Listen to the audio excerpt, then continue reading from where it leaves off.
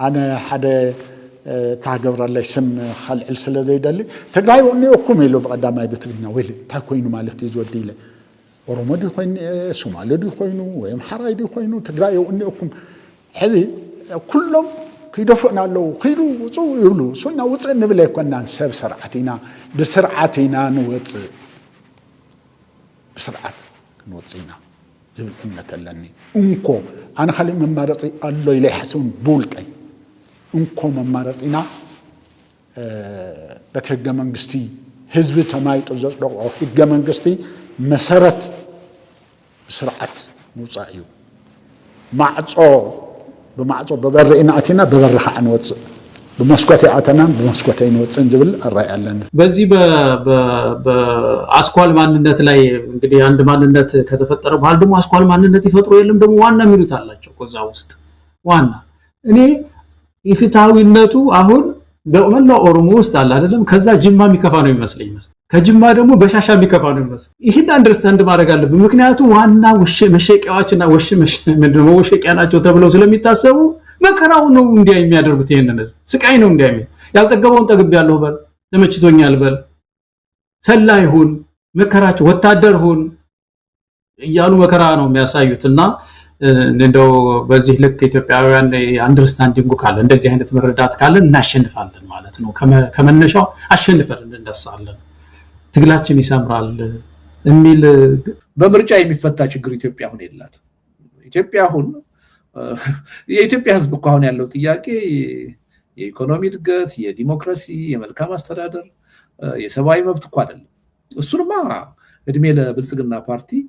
ቅልጦት እኮ አድርጎታል አሁን እንደ ህዝብና እንደ ሀገር የመቀጠልና ያለመቀጠል የህልውና ጥያቄ ነው ያለን ስለዚህ ምርጫ የሚፈታው ችግር የለም እና ምርጫ እኮ ዲሞክራሲያዊ የሆነ አንጻራዊ ሰላም ሲኖር ነው ተቋማት ሲኖሩ ነው የተረጋጋ ሁኔታ ሲኖሩ ነው ሰው በነፃ ህሊና ወጥቶ ሊመርጥ የሚችለው ይሄ ከአንድ ቦታ ወደ ሌላ ቦታ መንቀሳቀስ በማይችልበት ምርጫ ጣቢያዎች በታንክ እና በመድፍ እየተጠበቁ ሊካሄድ ነው ይሄ ያው ቀልድ ነው ግን ቀይ ባህርን በሚመለከት በተደጋጋሚ አንስቻለሁ ደግሜ አቋሜን ለመግለጽ እንዲመቸኝ እስራኤል የጎላን ተራራ ለምን ያዘች እስራኤል የጎላን ተራራ ያዘችው ለናሽናል ሴኩሪቲ ለህልውናዬ ለኤግዚስተንሲ ችግር ያጋጥመኛል ብላ ስላመነች ነው ኢትዮጵያ የባህር አክሰስ አያስፈልጋትም ብሎ የሚያምን አይገባትም ብሎ የሚያምን ሰው አንድ ተፈጥሯዊ ህግ የሳተ ይመስለኛል ሰው ይወለዳል ሰው ያድጋል ሰው ያረጃል ሰው ይሞታል ይሄ ተፈጥሮ ነው ቀይ ባህርና ኢትዮጵያም እንደዚሁ ናቸው በሆነ ጊዜ ማርጀት በሆነ ጊዜ መድከም ቢኖርም ቀይ ባህርና ኢትዮጵያ ለዘላለሙ ተነጣጥለው መኖር አይችሉም ማሾ እንዲ አስር ወዝባል ማሾ ማለት ዕዳጋ ሶልስ ህዳር 29 አንተን ቃል ስተወዲ ይሉ በማይክሮፎን ገገዛኹም ዝበለ ወይ መናእሰ ቆልዕም አሕፈሮም ማዕደር ተኸይዶም ካብ ተሓወሉ ውፅኦም ማጋድለሞ ማሾ ንጉዕሽ ዝኣስረሉ ኩነታት ንስትርኢ ናይት ሕማም ደረጃ ይኻ በደንብ ትርዶ ኩሎም ክእሰሩ ወይ ናይ عودات هوسبيتال كاتو زغبن بزحتهم حس مرحيه زول ساي بتاع محزني قلتش 10 سنه كاي مسلكم مفرح مالتني سمعي هذا مالي هو سمع عم حزي ني عليك يحزن نمين يكمل مالتي هزوا منقسنا يملس كنقول لنا كل نجرنا يملس له مالتي كل نجرنا يملس له مالتي سلازي هزوا منقسنا ندحر تمليسو مسل ديمقراطينا يحلو فتحي ركب وداواتاتنا يطنكرا كل ነገር በቃ وداواتاتنا كل ተለخ ብዙሕ وداواتات ኣለዋ ካብቲ መቅሪባ ጀሚሩ እስከ ታሕቲ ልምዓት ጉጅለ ማለት እዩ ይጥንክር ተጠንኪሩ ከዓ ከምቲ ናይ ቅድሚ ሕዝና ጽቡቕ ምንቅስቃስ ዝንቀሳቀሰና ክንንቀሳቀስና ማለት እዩ ፍትሕ ክርከብ እዩ هذه الحلف صنحناዮ ፍትሕ የለን بتخكل ማለት እዩ ፍትሕ ልበሃል ኣይነበረን كل ነገር ከይድኻ ዝርከብ ነገር ኣይነበረን ምክንያቱ تصنحنا يا خيدة خميس إلى رنا يا كلنا تصنحنا إلى مالتي. سلذي خاء إذا تحساس هذه زو سند زين ديام قدم إلى وصية سخون نيرس صبوا نجار خرك نيرنا إنا زل إمنة لنا أنا ناي تجري كأسأل عدل نافتك وضح حزب بقى نجار كنا بزته على كلن كأ كدم كلن كأ لا ألاو هلونا ناخذ الرجال زجب الناس راح نسرح أنت خوينا نيمان نسأجام ندحريت نقدمي نتهم معدنا نوشتنا رئنا نحنا بعلنا إنا كل آخر جبرة نخلينا خنا أمن كل لنا زياء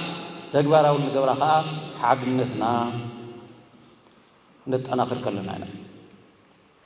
تتأميرنا في الوفر كلنا أنا كم هزبي أبناء تجراي روحاتها تمتها تطرح كنا حاسب تلنا أنا كابناء هزبي تقمر روحاتها وزعي محساب كن جمرينا إنا نبتل بفلاي أو مرار حذر الله سوات كابناي حزبن أورهم بلاي لما أنا هو كراخرت بطاطاتي يوميلهم حدنت هز تجري كي تسمر بابيلهم بايزوي أنا حد زي جرماني تجاريهم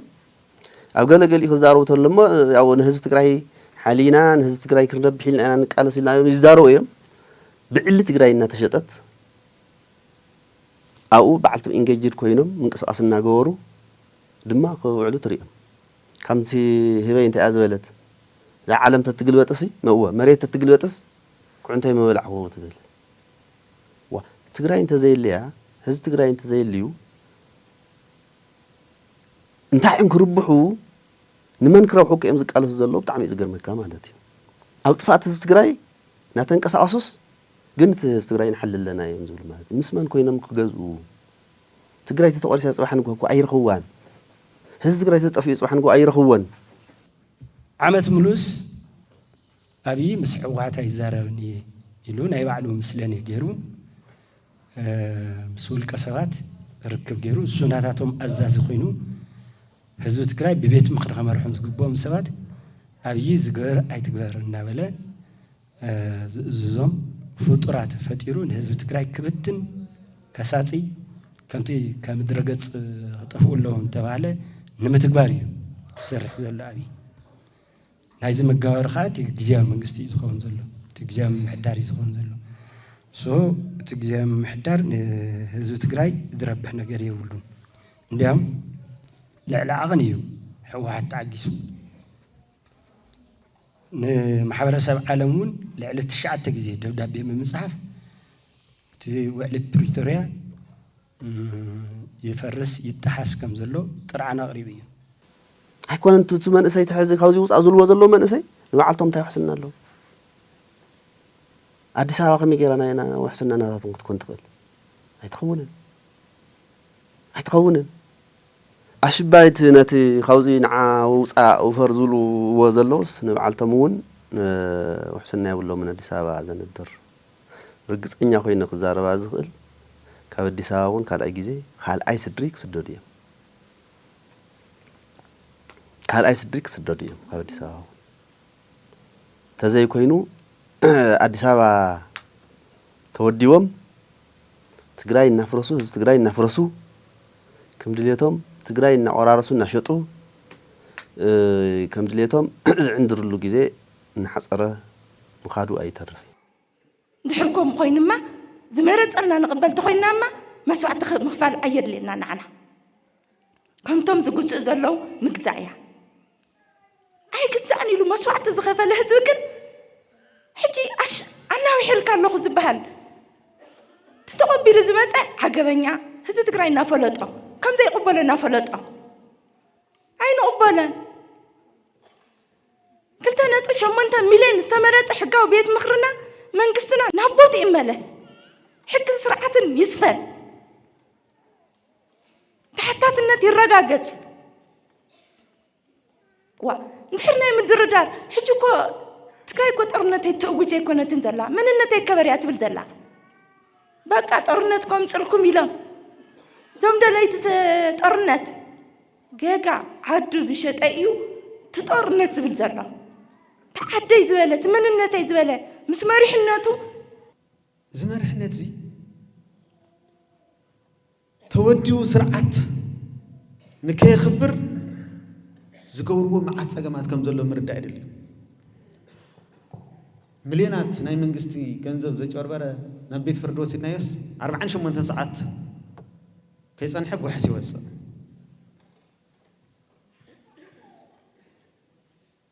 ትዳኛ በይሽወም ቤት ምኽሪ ስለዚህ መንግስት ተዘይብልኻ ቤት ምኽሪ ተዘይብልኻ በበገርኻ ተባረው ከተማ መቀለ ዳኛ ክሸውም ይኽልን ኣብ ክልል ቤት ምኽሪ ናይ ወረዳ ዳኛ ዝሽየን ፖሊስ ተጓዩ እንትሒዙ ናብ ቤት ፍርዲ ወሲዱን ቤት ፍርዲ ኮይዱ እንድሕዘ ተፈሪዱ ወይ ቤት ፍርዲ እውን ዘምፀሉ ስኢኑ ፖሊስ ጸምለብለብ እንተይሉ ስርዓት መንግስት ተፈሪሱ ኮይኑ ስርዓት አለመኝነት እዩ እንግዲህ ከሻዕቢያ ጋር ጠብ የገባሁት ለትግራይ ህዝብ ስል ነው የሚለው የአብይ አህመድ አባባል የሚነግረን ምንድን ነው? ይሄ ውሸት ብቻ ነው ውሸት ነው ተብሎ ብቻ መታለፍ ያለበት ንግግር አይደለም። የአብይ አህመድን ለከት የሌለው ነውረኝነት የሚያሳይ ነው ብቻ ተብሎ የሚታለፍ አይደለም። ምንድነው አብይ አህመድ እያደረገ ያለው? አብይ አህመድ እኮ ለጭካኔ ወደር የሌለው እኩይ ነው የምንልበት አንዱ ምክንያት ይሄ ነው። ምን እያደረገ ነው? በትግራይ ህዝብ ላይ እርሱ በዋና አስተናባሪነት አሰባሳቢነት አስፈጻሚነትና ፈጻሚነት የተሳተፈበትን ወንጀል እንደገና ሌላ የዘር ፍጅት ወንጀል ለመፈጸም በምክንያትነት እየተጠቀመበት ያለ መሆኑ ጀነራል ታደሰ ምን ኮይኑ እዩ ስልጣን ክቅጽል ዝውዝ ዘሎ ምን ኮይኑ ትግራዋይ ኮይኑ ዶስ ብልጽግና ኮይኑ ትግራይ እንተ ኮይኑ ምስ ትግራይ መኸረን ምስ ኣብ ትግራይ ዘለዉ ስልጣናት ምስ ናይ ትግራይ ፖለቲካ ሓይልታት ምስ ናይ ትግራይ ልሂቃን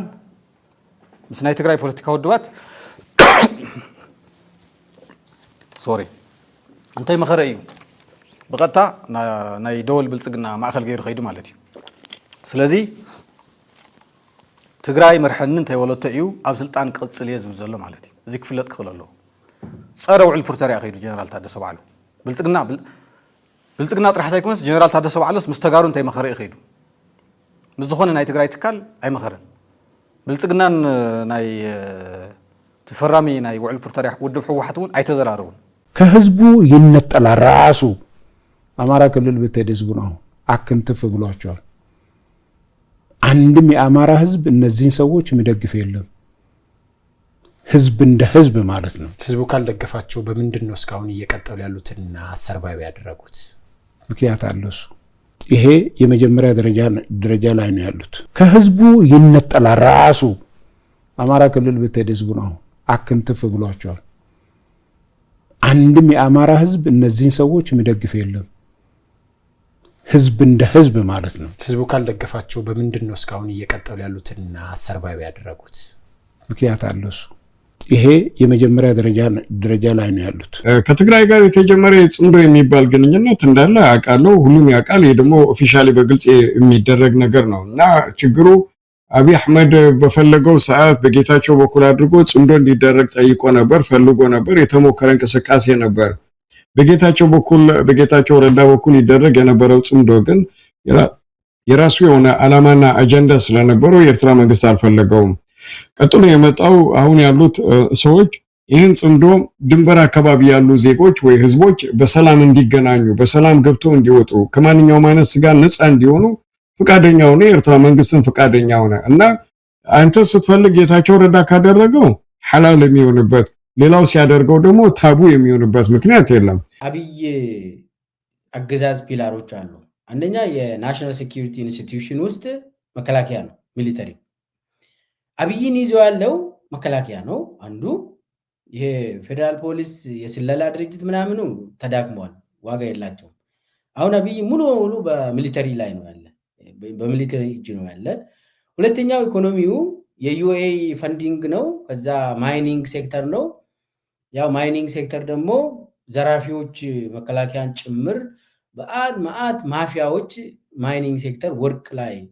የበዘበዛችሁ እኔም ብቻ ጠብቁኝ ብሎ አብይ ተስማምቶ አብሮ የሚዘርፉት ነገር የዘረፋችሁ እኔን ግን ፕሮቴክት አድርጉኝ ብሎ ከዛ ውጪ ፕሮፓጋንዳ ብቻ ነው የሳይኮሎጂካል ዋርፌር ቅድም ያልኩት ይሄ ፊፍት ጄነሬሽን ዋርፌር ላይ ያነጣጠረ ነው።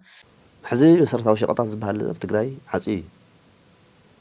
በጀት ፓርላማ ዘጽድቆ ሕጋዊ በጀት ትግራይ ሙሉእ ብሙሉእ ጠጠው ኣቢሉ እዩ እንደ ዋርሕ ባንክታት ቅርሺ ኣልባ ክኾና ባዶ ክኾና ገይሩ እዩ ዝኾነት ኤቲኤም ኣብ ትግራይ ሕዚ ተረክብ ናይ ትሰርሕ ባንክታት ቅርሺ ይህባን ዘለዋ ሆስፒታላት ጥዕና ትካላት መድሓን ሲእነን ጠጠው ኢለን ዘለዋ ኩሎም ኣብ ትግራይ ክትኣታተው ዝግብኦም ህዝቢ ትግራይ ንምድቃቕ ዝጠቕሙ መሳርሕታት ብሙሉኦም ሕዚ ኣብ ትግራይ ይፍጸሙ እዮም ዘለዉ እሱ ጥራሕ ዘይኮነስ ብውዘይ ኣዳኺምካ ብሓይሊ ብብረት ብውግእ ኣቢልካ ህዝቢ እንደገና ክጸንት ናይ ምግባር ምድላውን ይግበር እዩ ዘሎ ስለዚ ሕዚ ኮይንካ ክረአ እንተሎ ውዕል ፕሪቶሪያ 100% ፈሪሱ ምክር ቤቱ ተጠርቷል ስብሰባ ያደርጋል ይወስናል አዲስ ፕሬዝዳንት ይመርጣል ኦኬ ከዛ ፋይናሊ ኦፊስ የፕሬዝዳንቱን ኦፊስ መያዝ መግባት ይኖራል ይሄ ሁሉ አንዴ በዚህ ምክንያት መጋጨት አለብን አይደለም ግን አለ አይደል ቢሮ ይዞ አላስገባም አስገባለሁ ወዘተ የሚል ነገር ባይኖርም ግን እኔ ትክክል ነው የሚል ነገር የለኝም ስለዚህ ማስረክበው ነገር የለኝም ስለዚህ ከፈለጉ እንደፈለጉ ያርጉት እኔ ግን ትክክል ነው ብዬ መረካከብ ምናምን የሚባል ግን የለም ጃስ በዚህ መንገድ ነው የሚሄደው ትክክል አይደለም የሚል እምነት ስላለኝ እንዳይሉ ጀነራል ታደሰ ከምቲ ዝረአኹሞ 50 ዓመት ተጋደለ ክኽበረለኒ ዝብል እዩ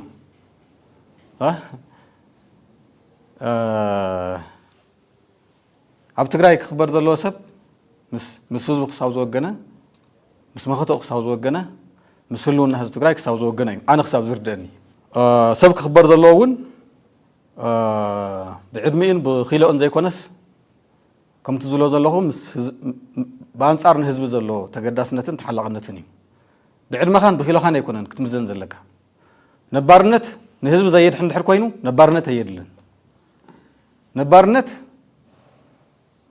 ምስ ብሔራዊ ረብሓ ህዝቢ ትግራይ ናይ ሰማዕታት ሕድሪ ኣኽቢርካ ምስ ብሔራዊ ረብሓ ህዝቢ ትግራይ ሸኺልካ ሒዝካ ዘይትኸይድ እንድሕር ኮይንካ ነባርነት እንታይ ክገብረልና ተቐዳማይ መማረፂ ኢና ካብ ሓይሊ ወፃእ ዘሎ መማረፂ እዩ እዚ ግን ብናትና ድሌት ጥራሕ ዝውሰን ኣይኮነን ናይቲ ካሊእ ሓይሊ ድሌት እውን ኣብ ግምት ምእታው ግድን እዩ ዝብል ዛጊድ ብዘለና ልምዲ እቲ ናይ ሰላም ኣማራፂ ቀዳማይ ምርጫ ኣይኮነን ትገጢሙና ዘሎ ሓይሊ ናብ ሰላም ክነምፅኦ እውን እንተኮይና ተተዳሊና ጥራሕ ተተዳሊና እቲ ናይ ሓይሊ መማረፂ ከምዘየዋፅኦ ክፈልጥ ተጌርናዮ ጥራሕና ገዲና ናብ ሰላም እውን ነምፅኦ ንኽእል እምበር ሰላም ብምዝማር ብምዝራብ ጥራሕ ናብ ሰላም ክመፅእ እዩ ዝብል እምነት የብልናን ስለዚ ውሽጥና ክንዳሎ ክንክእል ኣለና ንሕና ሰራዊት ንሃንፅ ክንዋጋእ ናይ ውግእ ድልየ ስለ ዘለና ኣይኮነን ወይ ፀጊብና ኣይኮነን ክነፍንግጥ ስለ ዝደለና ኣይኮነን ጥፍኡ ስለ ዝብልና ዘሎ እዩ እዚ ዲስኩርና ኣይኮነ ፕሮፓጋንዳ ኣይኮነ ኣብ መሬት ዝግለጽ ሓቂ እዩ ዝበልዕ ዘጥፍእ ዘውድም ባርኖስ ዝኾነ ፀላእ ተፈጢሩ ኣብዛ ዓዲ ንተጋሩ ጥራሕ ኣይኮነን በብ መልክዕና ኣብዛ ሃገር ዘሎ ህዝቢ ከመይ ከጥፍኦም የባልዖም ከም ዘሎ ንሪኦ ንሰምዖ ሓቂ እዩ ሕወሓት ሓደ ዝገበሮ ጌጋ ወይ ድማ ዴድ ሆርስ ቲዮሪ ክትግብር ዝፈተኖ ኣብ ናይ ታደሰ ከስርሕ ፈቲኑ ማለት እዩ መሟት እናርአየ ከምዘይ ይሰርሕ እናርአየ ከሎ ክዕወት ከምዘይ ይኽእል እናርአየ ከሎ ድሓር እሱ እውን ዘሰይም ሽግር ኣጋጢምዎ የተጋረደው ልማት ተባሂሉ ተሰሪሑስ ትግራይ ሰሓብያስ ናብ ስሉጥ ልምዓት ናብ ሕንቡብ ልምዓት ትኸይዳላ ተባሂሉ ዶክመንተሪ ተሰሪሑስ ድሓር ጀነራል ታደሰ ቶም ስእልታት ናይ ሕጂ እዮም ከምዚ እዮም ካብ ሪፖርትና ከምዚ እዩ ብዛዕምዛዕ እንዳልካ ትኸይድ ማለት እዩ ሞትና እዩ እውን እኮ ከም ዓወት ቆፂርዎ ፒፒ ስርዓት ብልጽግናስ ሞትና ስቃይና እንጠፍአሉ ዘለና ኩነታት ከም ዓወት ቆፂሮስ የተጋረደው ልማት ኢና ተጋረደ ልማት እንታይ ትህልቀትና የኔ ዓላማ ኢትዮጵያ አንደኛ ስቴት ኮላፕስ እንዳይመጣ መከላከል ነው ነምበር 1 saving the state is crucial and እሱ ነው ስቴቱን ሴቭ ለማድረግ አሁን ያሉ ግጭቶች እንዲቆሙ ሌሎች ደግሞ እንዳይፈጠሩ ለማድረግ ዓላማዬ አሁን ያለኝ ዓላማ እሱ ነው ሀገሪቷንም ከመበታተን ለመከላከል አዳዲስ ግጭቶች እንዳይፈጠሩ ያሉ ግጭቶችም እንዲከስሙ ከተፈለገ ደግሞ ከማንም በላይ የታጠቁ ኃይሎችን ማነጋገር ግዴታ ነው ሓራ መሬት ለወረዱ ብጾታ ይኮሎም ክመጽዮም ምድሽኡ ለሓዳር ናውሩ ክምለስዩ ኩሉ አአለሎ ብዙሕ ህይወት ሓዲጉ ይታሕቲ ማለት ትክክለኛ ዓላማ ማለት ምንም ጌጋ የውሉ ተታሕተዋይ ኣብቲ ትክክለኛና መጀመርያ ዓላማ ለሎ ኢል መስለሎ ካሊ ጽዋታ ይኒው ካሊ ስለዚ ወረድት ቃልሲ ተሓንሺ በቶም ለዓለወት ናይ ሓራ መሬት መራርሓ ልባህሉ ሓንሺሸሞ ልጥቕሞም ውዒሎም ወዮም ካሊ ፕሮሰስ እዮም ጅምር ለው ካሊ ጽዋታ እዮም ኒው ሳተው ካሊ ናይ ቢዝነስ ሲስተም እዮም ኒውማ ስለዚ ቶም ብጾተይ ክስሖም እየ ሱሩታይ ብሓደ ግዜ ለይ ክኾን ይኽእል ቀስ በቀስ ብጾተይ ላፍታል ነወር ዋላ ባይታኦም ላመረበቶም ላውደቆም ወላቶም ምልሻ ወላቶም ኩሎም ላው ገዝኦም አትዮም ፖለቲካል አፈላላይ ዋላ ያህልዮም አውዝ ኮይኖም እንቀሳቀሱሉ መንገዲ ክፍጠር መንታት ክጻርየ ክሰርሕ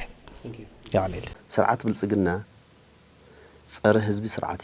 ጸረ ህዝቢ ስርዓት ድማ ኩሉ ግዜ ናይ ህዝብታት ሓድነት አይደለም ህዝብታት ክመቃቀሉ ህዝብታት ክጠማመቱ ህዝብታት ክባኣሱ ናው ኪናት ክኣቱ እዩ ዝደሊ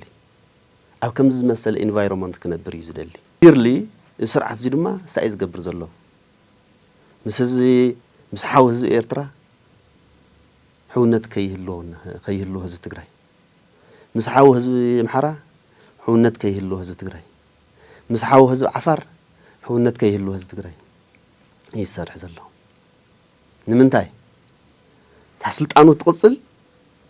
ኣብ መንጎ ዞም ህዝብታት እዚኣቶም በተለይ ድማ ፍልይ ኣቢሉ ኣፍቶም ናይ ሰሜን ዝበሃሉ ህዝብታት ሓው ብምውላዕ ተቐጻጻላይ ግጭት ክህሉ ብምግባር ንንብዓስና ክንዋጋእ ብምግባር እኔ በግሌ አላምንበትም የድሮ ምክር ቤት መጥቷል ምክንያቱም እንትን መደረግ አይደለም በጣም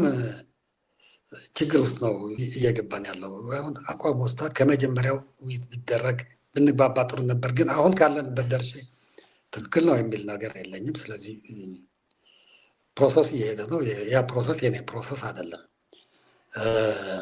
እኔ ፓርቲ አባል አይደለም በፓርቲ አባልነት እዛው እንትን የምጠረነፍ አይደለም ስለዚህ የኔ አቋም ምንድን ነው በተቻለ መጠን ማሰብ ያለባቸው ይመስለኛል ትንሽ ቆም ብሎ ማሰብ ያለበት ይመስለኛል አንደኛ ህዝቡ ጋር ዩኒቲ የሚፈጥር አይደለም ከፋፍሎናል አሁን የሚያስፈልገን የሚያቀራርበን አንድ የሚያደርገን ነገር ነው መስራት ያለብን ግን ኦልሬዲ ከፋፍሎናል ዝም ብለህ እውነት እናገርበት እቱ ነባር ቤት ምኽርና ይመለስ ንዝብል መማረጽ ዘይብሉ መማረጽ ይሉና መማረጽ ዘይብሉስ መማረጽ ምክንያቱ እቶም ዝቃርቡ ዘለው ሕውስዋስ እዮም መዲስናስ ለብዒና ኢና ንኣትለና ከመይ እቲ ውድብ ሕወሓት ህዚ ፅር እዩ ዳርጋ ያው ተወሰነ እኳ ይሰኣን ይልኾን ፅር እዩ ኣብ ፀረየ ፅሩይ ማይ ኢና ክንሰቲ እምበር እቶም ካልኦት መማረፂ ዝተቕርብዎ ኣለኹም መማረፂ ይኾን ሓደ ነገር ግን እንታይ ክናገር ውዕል ፕሪቶሪያ ፈሪሱ ተይኾነስ እቱ ኻና ኦርት መንደ ፎሪስ ፀቂጡ እሞ ፀቂጥና እኒኦ እሞ ሃመይ ጌርና ነልዕሎ ዝፀቐጠና እዩ ክበሃል ኣለዎ ክፈርስ ዝኸኣለ ከዓ ባዕልኹም ኢኹም ኣናዳድቓኹም ተጋጊኹም ቀጥታ ትግራይ ኣስማ ትፅዋዕ ሕወሓት ስሙ ትፅዋዕ ቲዲኤፍ እዩ ዝኽሰስ መራሕቲ ትግራይ ዝኽሰሱ ወታደራዊ ፖለቲካዊ መራሕቲ እዚ ግልፂ እዩ ትሬዚም በቃ ሙሉ ዓይኑ 24 አወር ኣብዚ ዘሎ ክፍጽም እዩ ኢሉ ሓስብ ስለ ዘሎ ስለዚህ ልዚኦም መራጉድቲ ዝኾኑ ልቲ ትርኽቲ መራጉድትና መጣዓምቲ ዝኾኑ ኤሌመንትስ እዮም ኤርትራ ተራኺብኩም ስፋኖ ተራኺብኩም ናይ ወደብ ጉዳይ ናይ መረፃ ጉዳይ መረፃውን ይኣቱ በዚ ጉዳይ ማለት እዩ ናይ ግዝኣት ጉዳይ ልዚኦም መሳለጢ ኮይኑ ፕሪቶሪያ ምፍፃም ዘይ ምፍፃም ባዕሉ ዊፓናይዝ ተገይሩሉ በቲ ሕዚ ፀላእ ዝገብሮ ዘሎ ምንቅስቓስ ምድላውን ኩናትን ድማ ፀገማትና ብሰላም ናይ ምፍታሕ ተስፋ 0% በፂሑ ሕዚ 0% እዚ ክበሃል እንተሎ ከም ትግራይ ከም ሕወሓት ሕዚ እውን ሰላም ከስፍን ይኽእል እየ ኢሉ ናብ ጭቡጥ ተግባራውነት ዘስግር ሓይሊ እንድሕር መፅኡ ሰላማዊ ሓይሊ ኣብ ዝኾነ ሰዓት ኦፕን እዩ እቲ መንገዲ በቱ ናይ ፀላእ መንገዲ ሕዚ ግን ድሕሪ ሕዚ ብሰላም ናይ ምፍታሕ ዕድሉ ዜሮ ዕድል እዩ ዘሎ ዜሮ ዕድል እየ ዝብለካ ዘለኹ ምክንያቱ ካብ ጠረፍ ሱዳን ጀሚርካ ክስካዕ ጠረፍ ዓፋር ዙርያ ሙሉእ ምስ ትግራይ ዘዋስኖ ከባቢታት ኣፅዋርን ሰራዊትን እዩ ዝኽተሉ ዘሎ ማለት እዩ ሙሉእ ምድላው ናይ ውግእ እዩ ዝገብር ዘሎ ማለት እዩ